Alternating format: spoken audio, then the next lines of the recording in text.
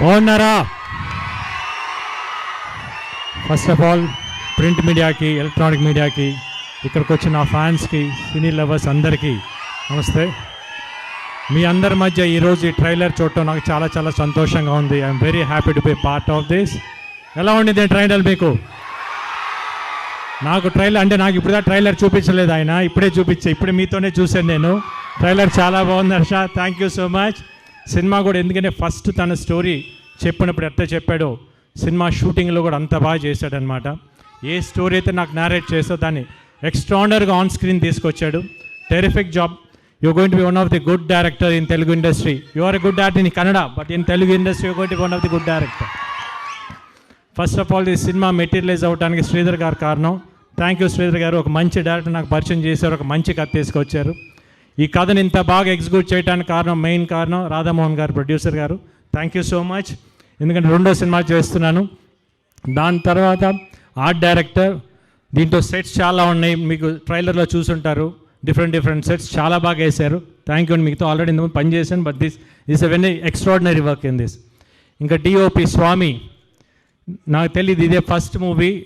తను director almost 7-8 movies చేశారు. కానీ ఈ సినిమా చేసిన తర్వాత తెలిసింది is a very calm person. తన వర్క్ అంతా ఆ స్క్రీన్ మీద చూపించాడు ఈరోజు. Extraordinary work. ఫోటోగ్రఫీ కానీ, లైటింగ్ కానీ చాలా చాలా బాగుంది Swami. Thank you so much.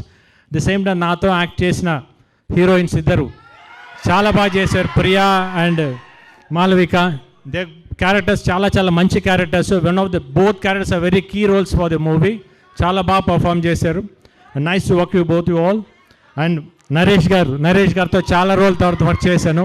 మా ఇద్దరి మధ్య సీన్స్ మీరు ఎంజాయ్ చేస్తారు, పడి నవ్వుతారు, ఎందుకంటే అంత మంచి సీన్స్ అనమాట. చాలా బాగా వచ్చినాయి సీన్స్. ఇంకా రఘుబాబు అన్నయ్యతో చాలా సినిమాలు చేశాను. మధ్య అన్నదమ్ముల్లాగా ఉంటాం.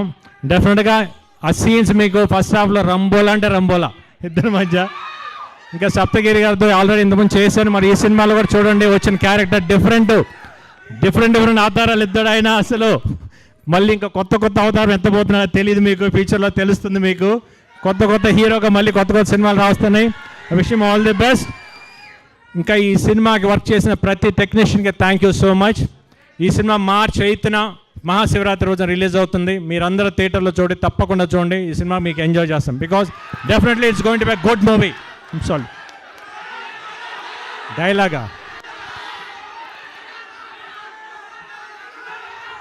నేను ఊచకోత అంటూ మొదలు పెడితే ఈ ఊరు శ్మశానం సరిపోతుంది నా కోడక్క. Thank you so much. And music director Ravi Basur. Songs ఎంత బాగున్నాయో, బ్యాక్గ్రౌండ్ స్కోర్ ఇరగా తీశాడు. ఇంకా ఫుల్ సినిమా బ్యాక్గ్రౌండ్ స్కోర్ అయితే అట్లా ఉండదు, అది వేరే లెవెల్ తీసుకెళ్ళాడు.